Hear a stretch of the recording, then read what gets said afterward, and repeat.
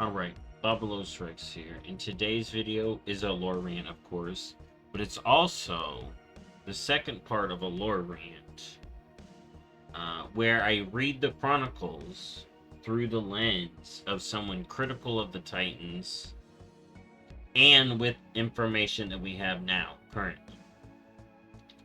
So, I'm going to be starting with the Chronicles. We're going to read through it. I'm going to have opinions. Then we're going to rant about it. I've been calling this the ReChronicles because, yeah, it's me rereading Chronicles, like I said. So, let's get to it. Now, we're on basically Chapter 1, the Mythos, which is why I'm hanging out with these people, because I'm critical of the Titans, especially after all the stuff we've learned about them, the recent archives. And this part is going to get into the ordering and all the stuff with Sargeras. And I've been cooking up some very interesting stuff. But let's get into it. So this could be a long one, so buckle up. We're going to read, and I'm going to comment throughout. Alright? And we'll just be chilling here. I got some other stuff for later. Let's see. So, origins. Before life began, before even the cosmos took shape, there was the light, of course. And there was void. Okay, so both at the same time. Light, you're framing really nice. Void, you're just... They literally do an ellipses. They're like, ... And there was the void. Ugh. Okay. Now, I did have a little...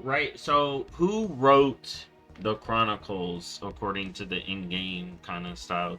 So, like, this is possibly a Medivh book. He is the Guardian. And it's written from someone who follows the Titans. Someone who's like, I've collected all the books in the game, and I've deduced this kind of framing. So it's not 100% what goes on here, but it's framed as someone pro-Titans, possibly Medivh. Just going based off what he learned from what he's seen so far. But that's the thing. He would have been getting it from Titan Keepers and their lore books and mages. You know, we'll see. So let's continue. Unfettered by the confines of time and space, the light swelled across all existence in the form of a boundless prismatic sea.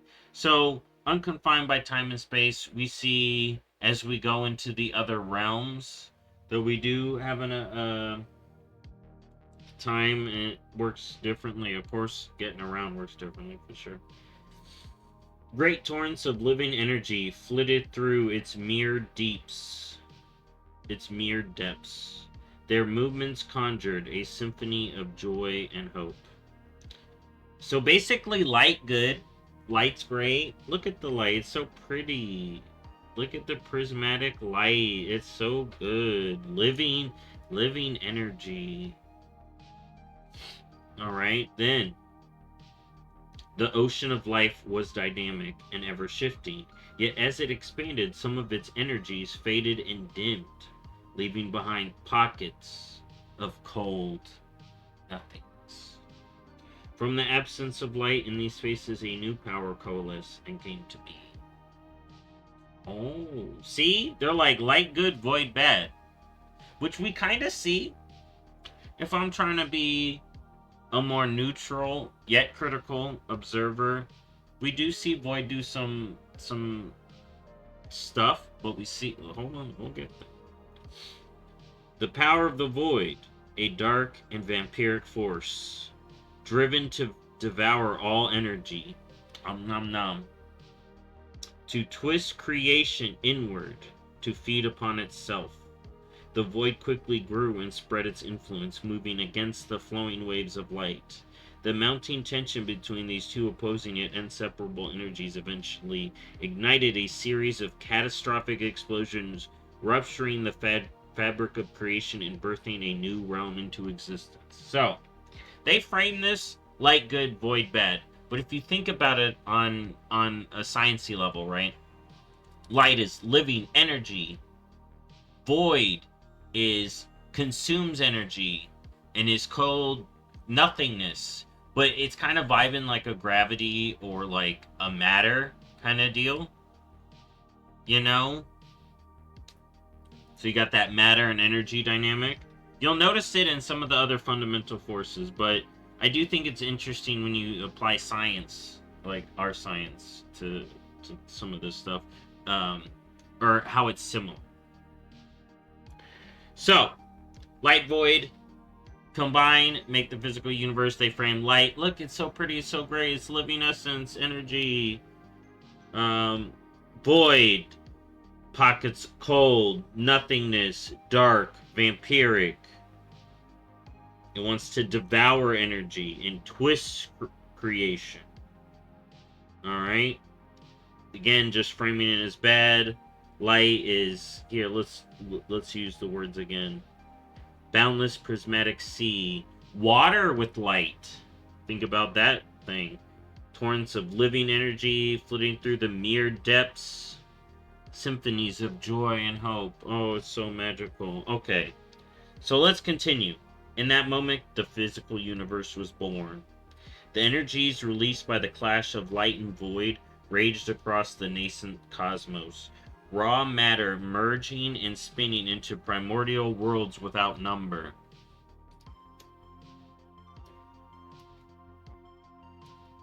Look at that. Look at that. I lost where I was. Primordial worlds without number. For long epochs, this ever-expanding universe, the great dark beyond, broiled in a maelstrom of fire and magic. Look, it says fire and magic, which is really interesting to me, right? So it's the clash of the light and the void create the great dark beyond. This one seems to be special. It's the clash of fire and magic. So fire, very fundamental for force. We see it early on. And now with the newest Hearthstone expansion, we see those giant fire star giants. So now we see that the cosmos is really just magic, nebulous astral magic, like arcane, you know. And the elements, fire, water, and you see these giant cosmic bodies of fire, water, air, in the thing. And then look, this is Sargeras. He can turn into a body of cosmic matter, in a way. So, it's interesting. So, fire and magic, they make that distinction. The most unstable energies coalesce into an astral dimension known as the Twisting Nether. Listen. This ain't the only astral dimension, and I'm going to start theorizing and making my assumptions about these astral dimensions a little bit later into this, but there's a lot of astral dimensions created when the physical universe was made, and this ain't the only one. So light and void collided and bled together at the edges of this realm, throwing it into turmoil. Alright. Though tangentially linked to the Great Dark Beyond, the Twisting Nether existed outside the borders of the physical universe. Even so, the Twisting Nether's volatile energies would occasionally tear through the veil of the Great Dark, flooding into reality and warping creation. Okay, so it's very easy for the Twisting Nether to bleed over into the Great Dark. We see that a lot. We see its influence. It's not the only force that has an easy time of bleeding into our realm, and we'll talk about these astral realms in a moment. But the Twisting Nether is linked to the Great Dark, as are many other dimensions. Is there anything else in my note? Here. Light, good, void, bad, first cosmic forces. We do see light and void being like the first cosmic forces, even though you do see life, they say living energy in light, and you do see a lot of connections between light and life. Okay, not necessarily order in a way, but in some ways. So, twisting nether, disorder. You got the Big Bang created both, maybe all the realms that we've seen. And here's the big question. Is the physical universe the order universe? I don't think it is. I think there is an order realm, an astral realm of order. And this area where we are right now may be a piece of it. I think there may be an astral order realm. And I think I may know one of the denizens. But I think there's an order realm. I don't think the physical realm is the order realm. But it could be. It could be. It could very well be. Sometimes it's framed that way, but I don't think it is. And then, yeah, with light, fire. Saw that connection. Red giants, fire, stars. We now see stars as being fire giants. Narus aren't stars, or we haven't seen them as stars, and we see big flaming bodies of elemental fire. And then magic, other elements, cosmic nebulas, arcane, twisting nether, astral dimension, tangentially link. It's in turmoil, volatile, and it tears rifts. And now let's get to the next part. The cataclysmic birth of the cosmos also flung shards of light through reality. These shards suffused the matter of myriad worlds with the spark of life, giving rise to creatures of wondrous and terrible diversity. Now here's the thing. So the birth of the cosmos flung light shards. So the birth did light through the cosmos. That's how this is framed here. Are we sure? Could life... I remember early on we kept thinking hollow fall crystal, primordial shard light. But now that we know it's a word soul essence, it's very interesting to think about, right?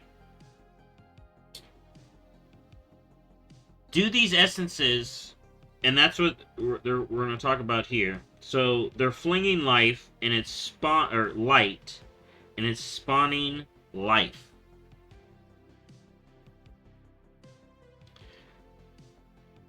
Let's continue, because I'm going to talk about stuff in a second. Giving rise to creatures of wondrous and terrible diversity. Again, this person is framed wondrous and terrible diversity. Diversity bad. What the fuck? The most common forms of life to appear were the elemental spirits, primordial beings of fire, water, air, earth, and air. Okay, so now I can talk about it. So, we have learned since this, from framed in another direction, if you read Fareem's writing, all 6 forces had to come together to create reality. Now, I myself like to put some forces higher up because of how this is framed. We're framed light and void were first, then the physical world was made, then the non-physical world was made, so they frame it as then came order, the physical world, disorder, the twisting nether. That's how we've kind of been seeing it. Or at least, that's how it used to be spun to me. And then we have life and death. Because when you have living things, they die. So, if we go with Fareem's writing, we have to equal, all the forces have to equal. All the fundamental forces have to be equal, not on this hierarchy. You know, I still kind of think there is a hierarchy, but if we're trying to look at it as equal, this is, the physical world is in the middle, and then there's going to be these 6 astral realms connected to the physical realm. And then the elements would have, all of the elements, and I think there's more than just the 4, and that was in my one theory, all of them were created in the physical realm using all the original forces. Boom. And then what we see here is all the forces fundamentally arise in the cosmos, but then all the forces on the outside want to influence the physical realm. But I'm getting off topic. Good thing this is a rant, though. So, the most common forms of life to appear were the elemental spirits, primordial beings of fire, water, earth, and air. These creatures were native to nearly every physical world because they make up the worlds, for the most part. Many of them reveled in the turmoil that held sway of the early age creation. So then this book says, man, elements love fighting. Are we sure? I'm sure they just were built to compete. And they were just kind of doing their thing, but you're framing them as elements suck. Some elements were chilling. If we look at some planets, elements were chilling. Occasionally, clouds of fractured light gathered and gave shape to beings of far greater power, of far greater potential. Again, light, flame. Light is good. Among these were the Naru, benevolent creatures composed of scintillating holy energies. Now, we've seen Naru. Most Naru we've seen have been pretty chill. Some have been a little bit ordery. Interesting. When they gazed out across the immeasurable universe, they saw a realm of limitless possibilities. The Naru vowed to use their mastery over holy magic to spread hope and nurture life wherever they could find it. Again, light, life, connections. Light. You can see how the hierarchy works. From light, life is born out in the physical world. But again, I think there are connections between each fundamental force. I think there are connectors between all the fundamental forces. But in the cosmic scale, if we try to equalize them, that's what it means. Let's get to it. Even more extraordinary than the Naru. Even more extraordinary. The most magical beings. Then the Naru were the colossal titans. Their spirits, known as world souls, formed deep within the fiery core of a small number of worlds. Okay? For ages, these nascent titans slumbered. Their energies suffused the celestial bodies they inhabited. We see that in these crystals that form in the bodies. The Beladar crystal is an example. They suffuse them. When the Titans finally awoke, they did so as living worlds. Cosmic winds howled across their gigantic forms, bodies shrouded in cloaks of stardust, skin crisscrossed with silvery mountain peaks and oceans simmering with latent magics. With eyes that shone like brilliant stars, they observed the fledgling cosmos and became enraptured by its mysteries. They're just loving the Titans. Where the Naru set out to safeguard life, the Titans embarked on a different journey. They wandered the distant corners of the Great Dark, searching for others of their kind. This grand, far-reaching voyage would one day alter the course of creation and shape the destiny of all things. So, it's very pro-Titan. They're like, Titans are great. But let's go over my notes here. So, shards of light. Suffuse worlds with life. So, again, light, life connection. Did we see this framed? Light created life. Elune created the Naru, though? And Elune's a life goddess? What is this connection? And now I'm starting to think, okay, so what if Anshe is a light god, Elune is a life goddess, and they came together and were like, okay, we're a team. And that's what really makes you start to wonder, right? We see the Eternal Ones. Shadowlands really put into perspective, it's like, okay, the Eternal Ones, we don't see them pulling up in our physical reality, but the Titans do. But then it really makes me wonder, because they're supposed to be on the same level, it's like, and then Anar and Elune's a life goddess, so we have these pantheons now forming, and they're linking up. And then the big whole deal with Odin is, like, don't tell people about Zareth Ordis. Like, is that the deal? Like, are all these Eternal Ones like, shh, Don't talk about the Zareths. That's where we were made. And then we go do our thing. And we're going to get into his creation here because it's like, so common life in the physical realm is elements. That's the common life. Then light showed up. Did the Light Lord, shoot life into the cosmos first? But then we're going to frame the old gods that's bad. Okay? So we get Naru from that. So clouds of light. So Alun sent out light to create the Naru. And that's holy energy, holy link to life energy, nature magic. You know, we see a lot of these healing magics now have a link together. Titans, world souls, planet spirits. But remember, what did Azeroth do? She ate the spirit. She ate the spirit energy. So any world in which a Titan's on, they consume the life spirit. And then, I guess... Okay, so if we're talking about a natural Titan birth, right? A natural birth. Like, Aman'thul's theoretical birth, okay, would be... I'm in a world. Suck in the spirit. Do I absorb the elements? How much life is on Aman'thul? Did he have species on him?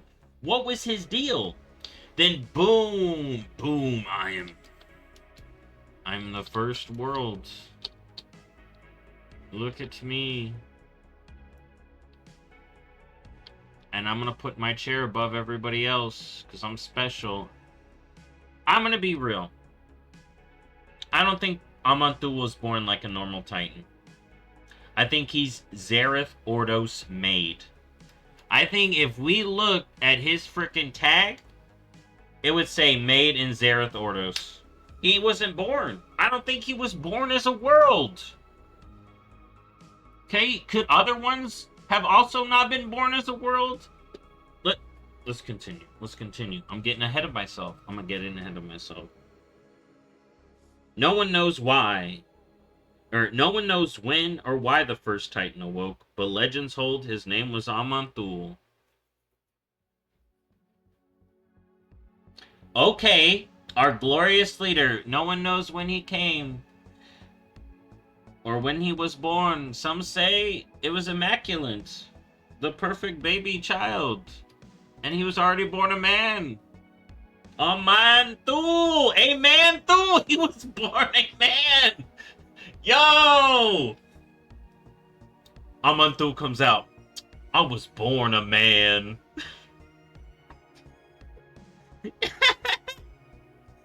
Though Aman'thul was alone, he knew in his heart and others of his kind must exist. Or was he made in Zareth Ordos, sent into the physical world, and was like, alright, time to order up some more people like me. Let's go.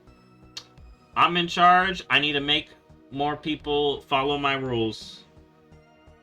Thus he explored the worlds of the great dark beyond, intent on finding more Titans. His quest was arduous and lonely. I'm so lonely. But it was ultimately fulfilling. Look at all the friends I made. So that's how it would have went down, right? Like, Aman'thul, if he was born alone, like, he's born, I'm a baby. I'm born a man. Let's go. Okay, and not the Zareth Ordos thing. Say he was born a natural Titan. All natural Titan. Born a man. Then he starts going around creeping on other baby world souls like, are you gonna be born yet? Are you gonna be born? Are you ready yet? Ooh, are you ready? You're gonna be my friend, right? We're gonna be friends? In time, he discovered other nascent world souls. Aman'thul lovingly nurtured these newfound kin and roused them from slumber. He literally outside your world soul, like, how are you sleeping? He's watching you sleep!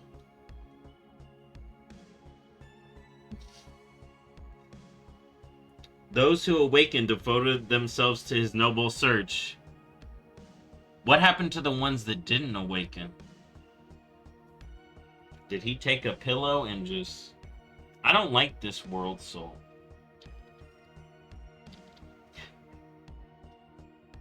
Oh my god, dude. Aman'thul and his siblings later became known as the Pantheon. Here they are. Look at them. They missing one. They were benevolent by nature, creatures aligned with order and stability. We are perfect. Our nature is great. We got the best ideas. 10 out of 10 ideas. 100 out of 10 ideas. Actually, we get even more ideas. We're the best. The Pantheon possessed a natural affinity to the latent magics of the universe. Alright, they good with magic. Fully aware of their incredible power, they bound themselves to a code of temperance towards the civilizations they encountered, even those of unruly elemental spirits. It does seem that Order has the crux of a lot of the power, the natural, latent, arcane energies of the cosmos. Which is why I think multiple elements come from it, like the natural elements come from arcane, or from Order. Including arcane, which I think is an element.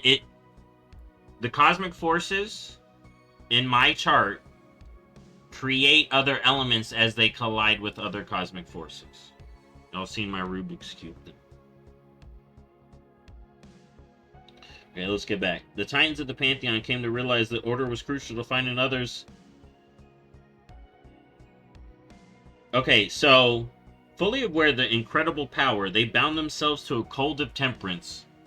We're going to bind ourselves to our code towards civilizations they encountered. Even those dang elements, they're unruly, but we're going to preach temperance. We don't go interfering. Let's see what their first thing they do is. The Titans of the Pantheon came to realize that Order was crucial. Alright, so we're temperate.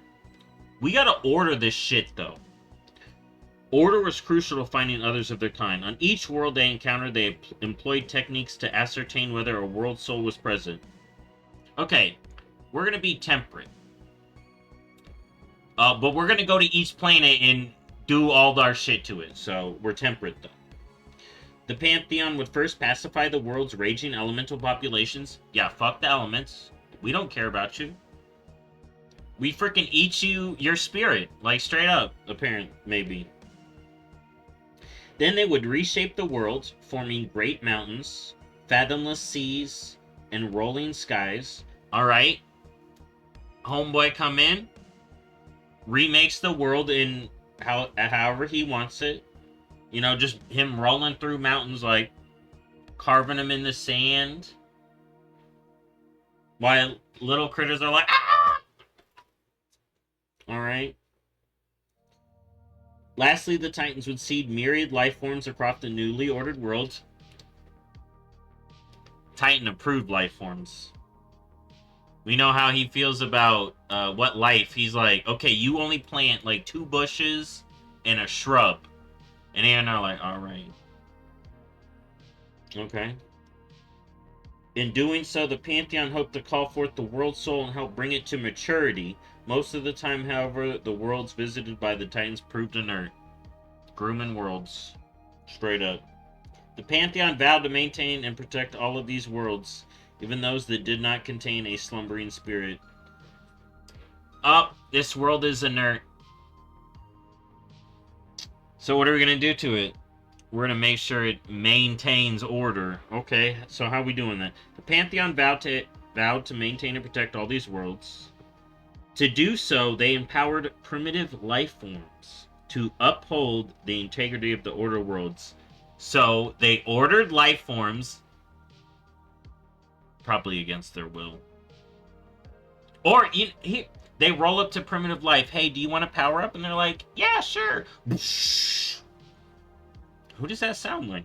Interesting. The Pantheon also embedded colossal machines in the surface of the worlds. The Manifold, the World Coal. Yeah, we've seen their machines that they had shaped. Through these devices, the Titan can monitor their worlds, looking in them, you know, with the magnifying glass, doing their world soul stuff. Probably battery packs. From what we've seen now, they're probably doing battery packs on the world, juicing them. And then purge them of life should their evolutionary paths succumb to disorder. If these go bad, burn it all down, reset it. That sounds very similar to someone's plan in a little bit. Let's continue. To aid the Pantheon, Aman'thul called upon a mysterious race known as the Constellar. These celestial beings observed many worlds, ordered by the Titans, staying vigilant for any sign of instability. When it was necessary, the Constellar could initiate a failsafe procedure to scour life from a world in hopes of resetting its evolutionary process. It's good that life is innate to the universe, and that's why I'm saying it is equal to light. Life is seeding itself. Maybe light is framed as doing life, but because a lot of light people care about life, so because light power usually comes from hope and faith and good stuff, usually. Over the ages, the Pantheon discovered fewer and fewer world souls, yet they remained undaunted. They knew the universe was vast beyond measure, and even after epochs of scouring, Freudian slip, exploring the stars, they had only plumbed but a small corner of existence. Wow, what a slip. Unbeknownst to the Titans, malign forces were hard at work in the distant reaches of the Great Dark. Alright, and then it shows the Pantheon here. So you got Aman'thul, High Father of the Pantheon, Sargeras, Defender of the Pantheon, right there. Here's the thing, his seat is right there here, but I'm pretty sure his seat would have been there, and Agramar's would have been there, but Agramar moved up, he got a promotion. So now, think about this. Aman'thul, Aenar, Sargeras. His left hand, Sargeras. His right hand, Aenar. Alright, so you got Golgoneth, Khazgarath. Yeah, all the crew, okay? So you got the Lifebender, the Lieutenant, the Shaper, the Keeper, and the Lord. Look at these names. High Father, Defender, Lieutenant, the Lifebinder. They didn't want to say Jailer. Shaper, Keeper, Lord. Someone already had the Jailer title. Someone they may have known already had the Jailer title. Okay, but let's get to my paper real quick. Let's go over my notes here. Okay, before we move on to the next part. So, Aman'thul just appeared, went on his journey to do order shit. Created to make more Titans, in my opinion. I think, here's my theory for him. I think he would... I read what they said. So, Aman'thul, I think, was created in Zereth Ordis. He was sent out to order worlds. That was his goal. That's what he did. That's what his goal was. Why wouldn't he do what his goal was? I'm made in Zereth Ordis. I ordered the cosmos. Boom. He ordered worlds to make his friends. He made his friends. Those who awakened devoted himself to him. Yep. Bound by temperance toward other civs. They sure showed that. So they pacify elements, reshape the worlds, seed life of their new ordered world, check for a world soul, no world soul, they leave, order their occupation force, put in their world-ending cataclysm device, and peace out, ancient alien style. Then you got your world soul. If it is, they order it, then they birth it, and then they join the Titan crew. That's how it went. That's how it went. Alright, over the ages here, and it says it here, over the ages, they found less and less world souls. Here's the thing. They were finding a bunch of world souls. How many more Titans did he recruit? We're going to talk about some more Titans. But it does seem like I think Agramar's a newborn for the most part before the betrayal. Before he teamed up with Sargeras, I think he was freshly hatched. And then, when did these three? Fewer and fewer. There ain't that many of y'all. So, over the ages, less worth. So, and then the Celestials, the Constellar, are pretty much basically universal mercenaries. Maybe the Titans even created them. Straight up. The Constellar are their slave race. Fucking crazy. And then the universe is big. Because all I've seen Constellar do is just serve people. Serve giant, either the Titans, the Jailer, Helya. Just call up your star dude. Alright. Now we're getting to the juice. The Void Lords and the birth of the Old Gods. So, Think about how the life, the Titans, and all the stuff they did was framed. Now let's read how it's framed about the old gods. From the moment the cosmos came to be, dark spirits within the void sought to twist reality into a realm of eternal torment. Okay, so the void just automatically bad, apparently? Okay. These entities were known as the Void Lords, and they had long watched the Pantheon in their journey from world to world. Yeah, dude, the Void Lords are very jealous of the Pantheon. They jelly. They mad jelly, apparently. That's what this book is telling us. They're so jealous. Envious of their power, and the Void Lords sought to corrupt one of the world-shaping titans into an instrument of their will. I mean, was Order not already doing that, Aman'thul? Was your crew not doing the same thing that they were doing? To achieve this goal, the Void Lords struggled to manifest in the physical universe. So Void does have trouble manifesting compared to some of the other forces, it seems. Or the Void Lords. As they did so, their energy seeped into reality, warping some of the unsuspecting denizens of creation. Yet the noble and virtuous Titans proved impervious to this insidious corruption. Again, this could just be them framing the Void Lords as bad. Void Lords are bad, they did this, they're spooky, they're horrible, they're corrupting. We're immune though. We are immune. We are immune to the Void though. Eventually, the Void Lords moved to exert their influence over Titan in its most vulnerable state before it awakened. I mean, Aman'thul, you were creeping on Titans while they were sleeping in the womb, so... Like, he's mad because they're doing the same thing. That's what it seems to me. The Void Lords did not know which worlds contained slumbering Titan spirits. The Titans didn't know either. They were going around inspecting too. Thus, they pooled their power and hurled dark creatures through the physical universe, hoping some would smash into world souls. Okay, so light flings light, void flings void. But the light one is good, the void one is bad, because they're nasty, icky bugs. I mean, that I can kind of get behind. Maybe the Titans are right. Unknown number of the Void Lord's creation hurtled through the great dark. They contaminated mortal worlds and everything else they touched in their blind search for nascent titans. In time, these wicked beings would come to be known as the Old Gods. Yeah, they're bad. They touch you corrupted. So we gotta blow you up. That's the Titans' logic. Although the Titans were aware the void energies existed in the universe, they had no knowledge of the Void Lords or the Old Gods. The Pantheon's attention was consumed by another, more immediate threat, demons. These ferocious creatures have been born from the twisty nether, held in the thrall of unbridled hate and malice, hungered for nothing less than destruction. So we got Big Cosmos. Let's go over my Void Lord notes. So, Void Lord's bad, jealous of the Titans, horrible framing, have we talked to a Void Lord to see how they feel? Were they actually jealous, or they looked at what y'all were doing and were like, "Oh, I'm gonna do the same thing," and then you're like, "You can't do the same as us. That's a copycat. Stop." That's why you mad. That's why they mad. The Titans mad over that. Void Lords can't manifest easily. We do seem to see that. Titans immune to corruption, apparently, which seems right. They're already juiced. Once a Titan's fully juiced in, it's what it is.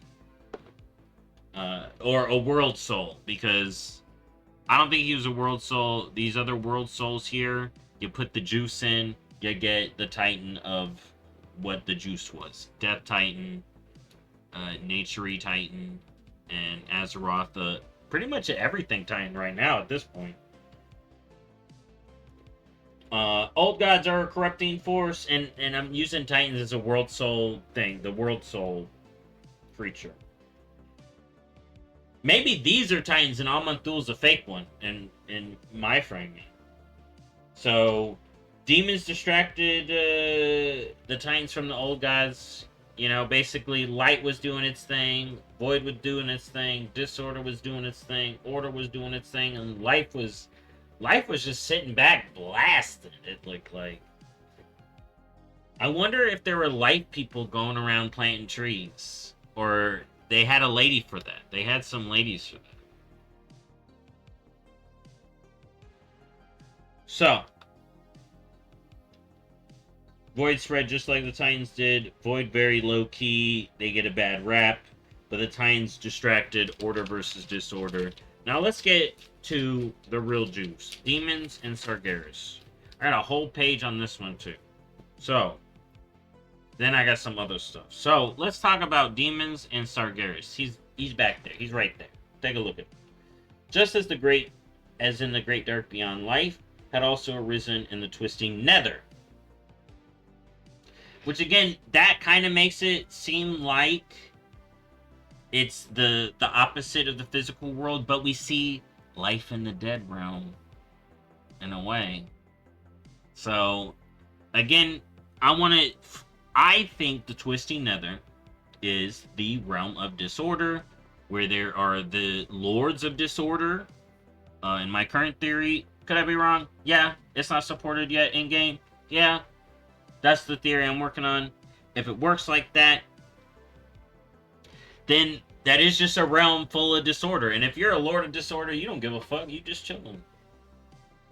I hope we get lords of disorder, because I hope they just been chilling back, and then they saw this dude come about, take their demons, and start fucking shit up, and they were like, okay, have fun, bro.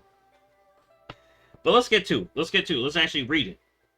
Just as in the Great Dark Beyond, life had also risen in the twisting Nether. The creatures that emerged from this turbulent realm were known as demons.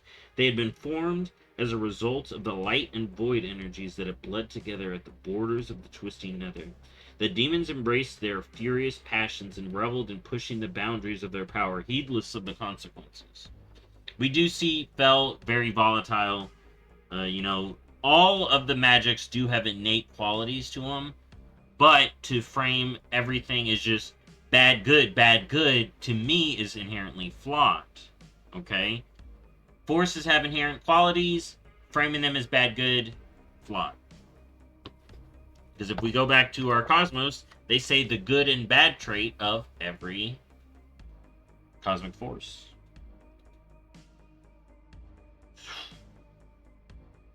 The demons embraced many of these aberrations indulged in the highly volatile energy that pervaded the Nether. Some learned to wield the all-consuming powers of Fel magic.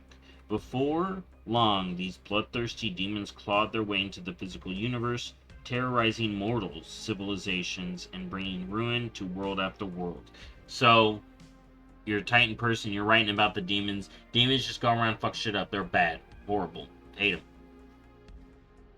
We order shit. We don't fuck it up. We order it, okay? We beat up the elements and order their shit right. They made it wrong. We're making it right. Demons just roll up and burn shit. Okay. Among these greater demons, this is the biggest funny part right here. Among these greater demons were the Nathrazim. They're demons, okay. Otherwise known as Dreadlords, cunning and manipulative, they dedicated their existence to mastering the art of shadow magic. The Nathrazim relished infiltrating mortal civilization, sowing unrest and turning nation against nation. As these societies devolved and crumbled from within, the Nathrazim would corrupt their populations, twisting innocence into new horrific breeds of demons, right? You can read this as the biggest retcon because of Shadowlands, but I read this as the biggest... Nathrazim were so good at lying and cheating and bullshitting that they made everyone think they're Fel, right? They're demons, right? Nathrazim, yeah, we're demons, bro. When in reality, the Nathrazim are like, we are whatever you want us to be. Because we have our big daddy. Okay, our big daddy, we work for him. Now, I know in the Shadowlands thing, Ray, they said they worked for the jailer. They do work for the jailer because Denathrius worked with the jailer. But I think the majority of them are for Denathrius because he's their papa. He made them. Oh, the Light knows who they work with too, but apparently they forgot. They forgot because they recruited one. I wonder if a Light Lord is like... Why is there a Dreadlord fighting with the Army of Light? There is a Light Lord somewhere that attacked the Nathrians back in the day, looking at that Dreadlord in the Army of Light like... Why'd you let him in? He has a problem with the... He is right. Okay. So the Nathrazim are demons. To this author. they pulled the biggest lie. Or other than what the Titans have been doing. The mighty Annihilan, or Pit Lords, took a more direct approach to conquering worlds. Now, Annihilan, the Pit Lords, are the true demons in my mind. We look at them, they're like, those are true demons to me. Monstrous butchers existing only to brutalize and torture the mortals who cross their path. These Pit Lords often enslaved the lesser demons that stalked the Nether, losing them as fodder to besiege the mortal civilizations of the Great Dark. I think I missed a part. I did. Demons came in many forms. Some, like the two-headed Void Hounds, roamed the trackless wastes of the Nether, like ravenous beasts. Others, such as the monstrous Abyssal and Infernals, were mindless amalgamations of matter and fell energy, created by more powerful, intelligent beings. So, the Infernals kind of act as, like, elements of the Fel. Like a version of the, like, an elemental version of the Fel. The Pantheons soon learned of the demonic incursions that flared at the far corners of creation. Fearing that these demons would disturb the Pantheon's quest to find and awaken other world souls, the Titans dispatched their mightiest warrior, the noble Sargeras. Without hesitation, the great-hearted Titan set out and pledged he would not rest until he cleansed the universe of all demon influence. We preach temperance. Them demons are fucking shit up. We are gonna fucking obliterate them. Okay. Alright. Twisty, and, let's go over my notes for this part. Twisty Nether also had life. Like I said, interesting. We see it in all the realms. Demons equal Fel. Twisty Nether, astral realm of light and void. Mixture of that, which again puts it life and void above, but I want to try to treat them as equals. Fel energy permeates the Twisty Nether, which allows them to get into the physical realm early. So, demons expanded fast and formed their own planets. There's planets in the Twisty Nether like there are planets in the physical worlds, but there are also planets that we see kind of in the Shadowlands. We see kind of planet versions of stuff in the Emerald Dream. These astral realms just have these realms, alright, and then space between them. Alright. In Tazavetch, they get around on like spaceships. The Infernos are like fire and earth giants, but of the Twisty Nether. You got the Void Hounds, you got the Greater Demons, the Nathrazim, which is fake. They're liars, they're death, they even use shadow magic. We're gonna read a second. Alright, they use shadow magic. Alright, and then the Annihilan are actually Fel demons. But let's get into this now. So, Sargeras and Agramar. Even among the extraordinary members of the Pantheon, Sargeras displayed unmatched courage and strength. Those traits would suit him well for a harrowing task of hunting demons. Girded by his unshakable conviction, he launched himself into the Great Dark. So, Aman'thul was like, yo, Sargeras, fight demons. We're the crew gonna go order worlds. He got his world ordering crew. Says, Sargeras, go blast him. Sargeras was soon drawn to worlds inundated with erratic and volatile energies. In these places, the influence of the Twisty Nether had spilled into the physical universe, allowing vast numbers of demons to manifest. So, the Twisty Nether bleeds in, demons bust out, yada yada. For ages, Sargeras traveled to these beleaguered worlds, fighting to spare their mortal inhabitants from invading demons. He saw his foes reduce entire civilizations to smoldering husks, warping their denizens into hateful and depraved apparitions. Witnessing the staggering loss and ruin filled Sargeras with overwhelming sense of helplessness. Before embarking on his mission, he had never imagined such evil could exist in the world. So, demons go to world, change the inhabitants, burn the world. Titans go to the world, change the inhabitants, order the world. They're doing shit to worlds, different kind of stuff. Okay? Demons break it down, Titans build it up, but they still go to, like, just fuck up worlds when they can just leave it alone. It's crazy. It's crazy. See, I'm not pro-demon either. I'm just seeing, you see the same shit going on. Nevertheless, the unruly demons were disorganized and incompetent. Sargeras is like, these incompetent fucks, they would easily be controlled. More on that later. Sargeras easily defeated his foes, winning victory after victory. As his battle dragged on, he became aware that some demons had learned to wield void energies. He's like, what is that magic? Through investigating these dark powers and where they originate from, Sargeras discovered that malign intelligence were spreading corruption throughout the cosmos. These intelligences were the Void Lords. They were far more powerful than demons. The presence of the Void Lords left Sargeras deeply troubled. He pondered what the power of the Void was planning and what existence could mean for the universe. Void Lords, which be operating on a similar level to him, if not above him. Despite his unsettling discovery, Sargeras continued waging his war on demons. The work of the Pantheon progressed without hindrance. They searched for nascent titans, ordering new worlds in the process. So he warred with demons, titans kept ordering more titans. Sargeras often looked upon these budding worlds. Seeing life bloom free from demon influence gave him a sense of satisfaction. His love for life galvanized his will to confront the Void Lords and undo their sinister plan for creation, whatever those plans might be. Didn't know the plans, hated the Void Lords, really loved life. Is there someone...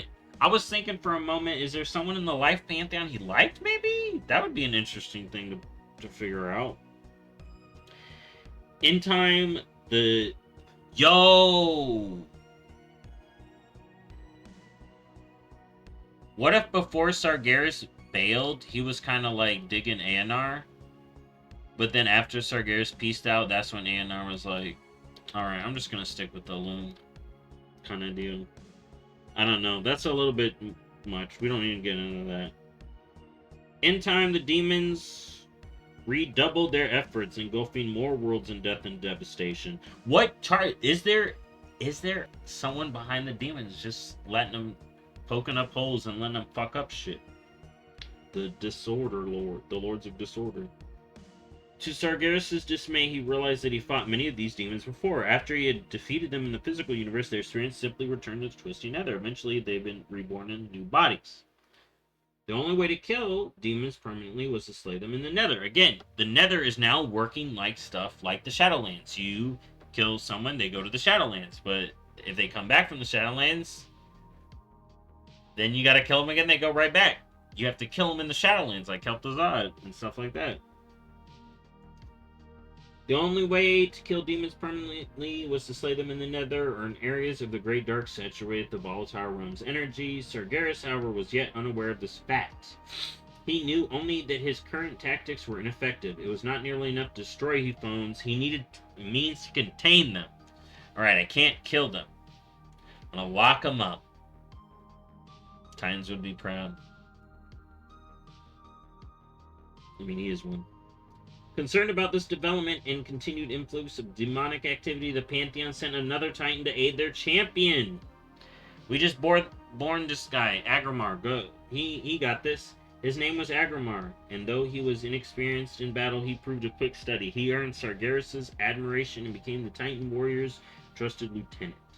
For many millennia, they fought shoulder to shoulder, an impenetrable bulwark against the ravaging demon onslaught. The bros. He got his deputy. When Agramar, he's the sheriff in town. When Agramar able to hold his own in battle, Sargeras had time to closely study the properties of the twisting nether, find a way to contain demons, locking them up. Though he hadn't yet grasped the volatile realm's full scale, he had learned how to manipulate and shape some of the energies. Sargeras used this knowledge to forge a prison within the nether, known as Mardoon, the plane of banishment. It would act as an impregnable pocket dimension from which nothing could escape. No longer would demons be reborn after defeat. Now they would be contained within this prison where they would languish for all eternity. Yeah, Sargeras languishing for all eternity in a place called Mardoon.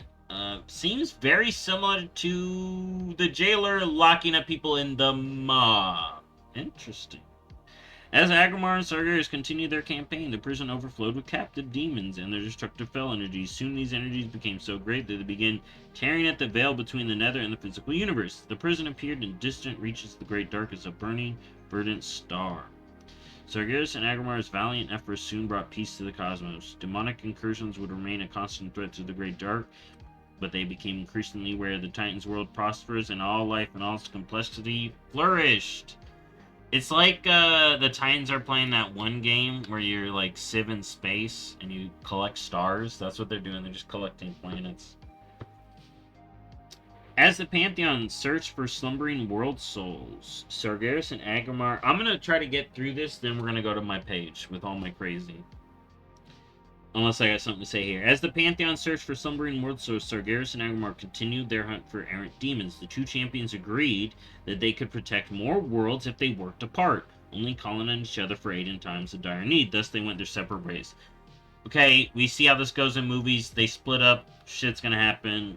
So what happens to Sargeras? It was during this epic that Sargeras discovered the full horror of the Void Lord's plan. He discovered the full horror of their plan. He was drawn to a remote corner of the Great Dark, where cold, void energies radiated out from a black and desiccated world. There, Sargeras found enormous beings he had never seen, festering across the world's surface. All the language used here to just frame it as bad, let's just take it as what he's doing. He's gonna say it's bad shit. The Titan stuff are gonna say it's bad shit. These were the old gods, and they had embedded themselves in the world and shrouded in a veil of void energy. So, a world the void had taken over, like the Titans had done, all over the place. But here's the interesting part. A conclave of Nathrezim had also discovered this black world. They came to dwell among the old gods, basking in their dark powers. The infiltrators, like, yo, let's infiltrate the void. Let's infiltrate, because we now know the Nathrezim aren't demons. These are working at behest of the jailer / Denatrix. So remember that. Okay. Sensing their evil, Sargeras captured and ruthlessly interrogated the Nathrezim. The broken demons revealed. They just revealed all this information. And let's see. The Nathrezim would tell Sargeras exactly what he would want to know to do. Because here's the thing, right? Some Nathrezim he's going to be killing would go to the Twisty Nether, but some would not. Some would be just fine and pop right back up. And not be stuck in the Nether. Maybe even in Mardoon. But they're probably getting inundated with Fel, so maybe the ones in Mardoon would be stuck there. Broken demons revealed what they had learned about the old gods and the intentions of the Void Lord. They spilled the beans to Sargeras. They're like, the Void Lords are bad. They're doing all this stuff. And they're basically telling Sargeras, yo, get on this path that we want to set you on. If the powers of the Void succeeded in corrupting a nascent Titan, they would awaken as an unspeakable dark creature. No power in creation, not even the Pantheon, could stand against it. In time, the Warp Titan would consume all matter and energy in the universe, bringing every mode of existence under the Void Lord's will. Sargeras, the undefeated Titan, champion of the Titans, knew fear for the first time. It dawned on him that just as the Pantheon had been searching for world souls, so too had the Void Lords. Sargeras had never dreamed that the void energy could so utterly consume a slumbering Titan, yet the proof was right before his eyes. Look at that. The Dreadlords told him all the stuff he wanted to hear, and existence was flawed. To him. They framed it to him. They were like, man, look at this. And Sargeras was like, oh my god, existence is flawed. Rage and anguish burned through Sargeras' soul. He smote the Nathrezim with a single blow. His fury so great that he utterly obliterated the demons' forms. Demons. Sargeras turned his attention to the black world itself. His heart ached with sorrow, for he knew there was only one way to stop the Dark Titan from rising. The Nathrezim rolled up to a world. Let me frame it a different way from some other person's point of view, and tell me what you think. Nathrezim roll up to a world. Shit! This one's full of fucking void! Yo, Denathrius, this one's full of void. They're fucking corrupt as shit. Can we do this with death? Maybe. Let's try to death it up. Oh shit, someone's pulling up. Hold up. Yo, Sargeras. Oh shit, bro. Yeah, this world is fucked up. The Void Lords are fucking it up, dude. Look, we just arrived. The Void Lords are fucking it up. I know we're fucked up. Like, do you know the Void Lords' plan? They're gonna fucking take over the world and corrupt it all. Corrupt it all. Man, they gotta be stopped. They should be stopped, bro. And Sargeras is like, oh my god. Ah! He had a panic attack. It's like, okay. But it's like, good. And then the Dreadlords go back to the jailer and Denathrians and they're like, so what'd y'all tell him? We told him the Void Lords suck and existence is flawed. Thank you. Y'all did good. Jailer's like, y'all did good. Thank you. Good hustle. So, Dreadlords made Sargeras mad and broke a world that was full of void. That wouldn't have done death good. With a heave of his blades, Sargeras split the world in two. The resulting explosion consumed the Old God and their energies, but it killed the nascent Titan as well. Where did that Titan go? Sargeras immediately returned to the rest of the Pantheon and summoned Admar to his side. Before the gathered Titans, Sargeras recounted his discoveries. The other Pantheon members were stunned by what they had learned, but even more so by Sargeras' rash actions. They chastised him for so needlessly killing one of their kin, even though they just reset a whole world. And they're like, no, but you killed one of us. He had called on their aid. They argued they could have purged the world. Had he called on their aid, they argued they could have purged the world's soul of corruption. Although Sargeras tried to convince them that what he had done was necessary, he came to realize it was futile. The other Titans had not seen what he had seen. They had not seen what he had seen. What did Sargeras see? Could someone have actually shown up and talked to Sargeras through the Nathrezim, maybe? Interesting. Could Sargeras have known someone? You know, I framed it one way, but what if it wasn't the Nathrezim that he met? What if someone else came to talk to him? Alright, because remember, we're hearing this is the story made up about Sargeras by the Titans. Some of this stuff is, like, we see the after effects of, but remember that. Look at what we see the after effects of, because that's kind of confirmed, but how it's framed is different. So it's futile. The other Titans had not seen what he had seen. They would never understand why he had taken such drastic measures. Apart from Agramar, the other Titans had no first-hand knowledge of the Void or demons. They were pencil pushers, locking up worlds, ordering them, doing whatever they want, and they're going to tell me I can't do what I want? They could not fathom the depth of such malice and corruptive powers. Heated arguments flared between Sargeras and the rest of the Pantheon concerning how best to deal with the threat posed by the Void Lords. Above all, Sargeras feared that if the Old Gods had corrupted one world soul, they may have corrupted many others as well. It might be too late to stop them. He's dooming. Sargeras expressed his growing fear that existence itself was already flawed. Existence is flawed. There it is. An idea that he had come to terms with following his encounter with the Old Gods. An idea that he had come to terms with following his encounter with the Old Gods. Or did he encounter someone else? Did he know someone else? Did he meet someone? Sargeras was the first Sylvanas, if you catch my drift. Existence was already flawed. An idea that he'd come to terms with following the Old Gods only by burning away all of creation. could the Titans stand a chance of thwarting the Void Lord's ultimate goal? They reset planets when it gets corrupt and let life reset. He wants to do it to the universe. They're critical. You know, they have a point, but you see how they're linked. How he's just operating on their logic. In Sargeras' mind, even a lifeless universe was better than one dominated by the Void. He hates the Void.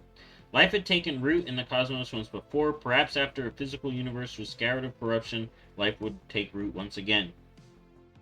This idea horrified the rest of the Pantheon. Aenar, the Lifebinder, reminded Sargeras that the Titans had sworn to protect living things whenever possible, and nothing could be so dire as to warrant systematic extinction. Even Agramar stood against his mentor, arguing that there must be another way to defeat the Void Lords. He urged Sargeras to abandon this dark plane and reason out another solution. Overcome with despair and feelings of betrayal, Sargeras stormed away from the other Titans. He knew full and well that his kin would never see reason, and if they would not help him expel the Void Lord's corruption, he would do it himself. This was the last time the Titans and the Pantheon would see him as one of their own. There you go. Now let's go over to my notes.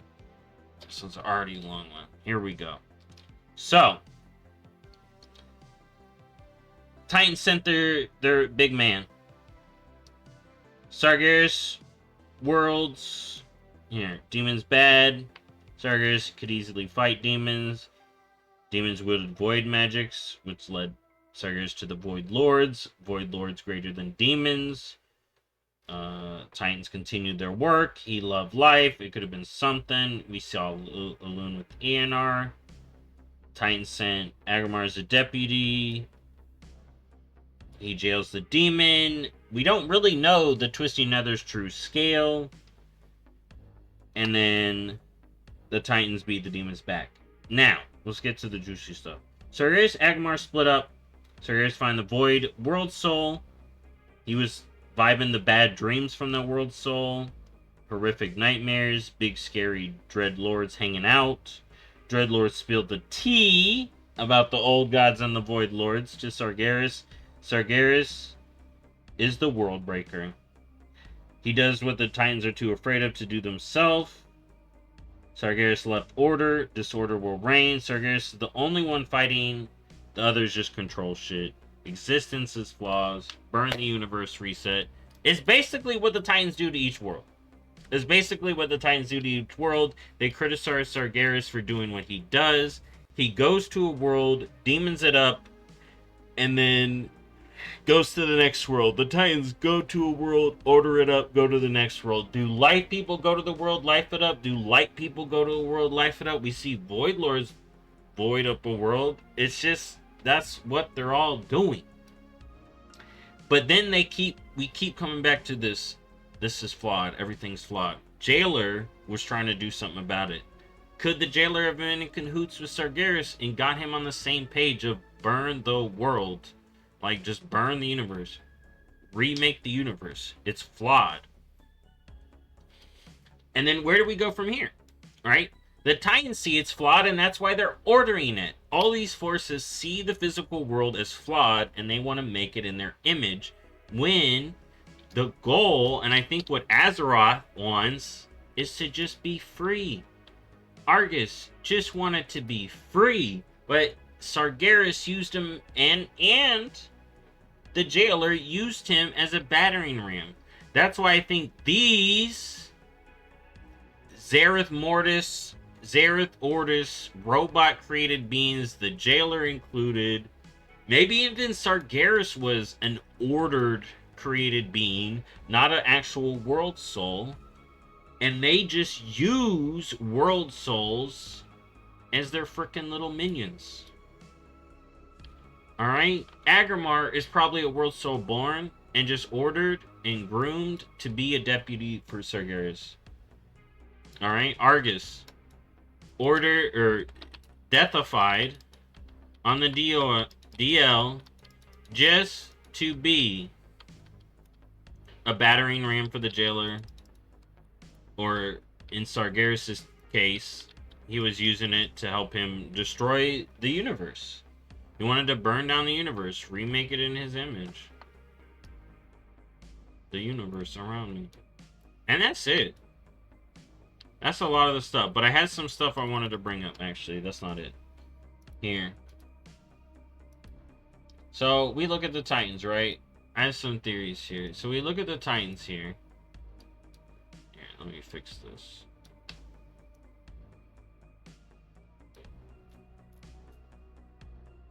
So, we have Aman'thul. We have Amyntas, which isn't canon. And we have Unnamed Titan the Sargeras killed. I want to talk about these two. So,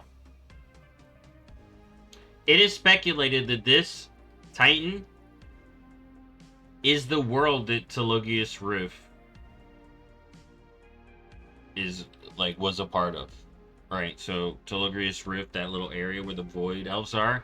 It's very interesting that we're getting Titan conspiracies, Sargeras stuff, and Void Elf stuff, Locust Walker stuff. Could Telogrius have been the Titan? Like, it's pretty much everyone thinks that, but it's not confirmed. Because I read this here, they mistakenly referred to Telogrius as a Titan, but it was removed. It's not confirmed, but there could be a whole conspiracy about Telogrius. Maybe what happened to their soul? Have they become a... Did they go to Nyalotha and become something else? Alright.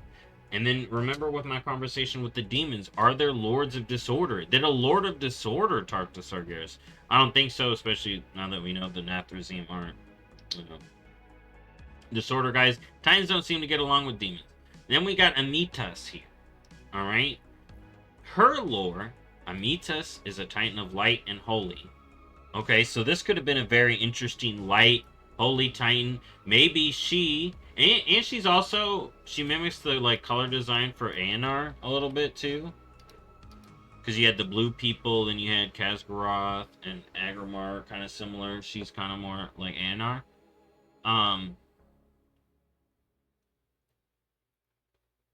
Is she a Zereth? Which of the Titans are Zereth Ordis beings? I think Aman'thul is a Zereth Ordis being. I think Sargeras may be a Zereth Ordis being that flip sides. And he's that Zereth Ordis being that did the different sides thing, right? So you see Winter Queen kind of be that life death for the machine, and then you gotta think about what machines are operating in each of these Zereths. It gets very interesting, but here's my Amyntas point. So she hung out with the Titans sometimes. She tried to keep peace between the other Titans of the Pantheon as they pursued their individual ambitions. She's the spokesperson for the weak and those without a voice. But when harmony was lost among the Titans, which would have been right at the end of here, she could have been at this meeting, seen the shit going down, and was like, this is fucked up, I'm out. And we do see them talking about more Titans being made. I don't think anymore that these the Titans that I was just hanging out with are the only ones left. Clearly not. So real quick to sum it up, my current theories, y'all have heard me ranting on long enough, but the big theories I had in this is I don't think Aman'thul is Titan born. Okay, I think how Sargeras is framed in this is horrible. The Titans do the same thing, just a different way. I would love to see... I wonder if the jailer had gotten to Sargeras, and which led to his downfall. Because here's the thing. Sargeras, to me, is bad. But he has information on the Titans, and I think the Titans caused him to go bad. I think what the Titans are doing, and how they treated him, how they did that, and other forces outside of him turned him this way. And maybe we'll get some justice for Sargeras at some point. I want to see Sargeras turned to be like Illidan and be like, you know what? I am going to use Disorder to burn some people, but not everybody.